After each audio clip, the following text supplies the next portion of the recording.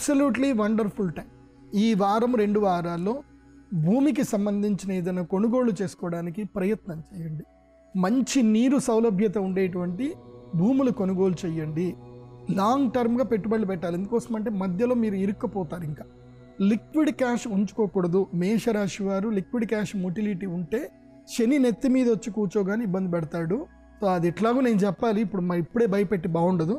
కానీ ఇప్పుడు మాత్రం నేను చెప్పేది ఏంటంటే మేషరాశి వారికి అదృష్ట యోగం ఉంది. ఈ వారం కూడా నంబర్ 1 పొజిషన్లో ఉన్నది మేషరాశి వారి.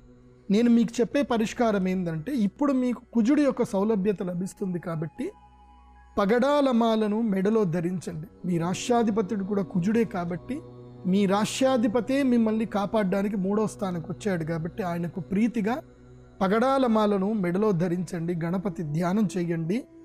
మంచి మంచి డీల్స్ అన్నీ కూడా కుదురుతాయి. అన్నీ బాగా ఉంటుంది మేషరాశి వారికి.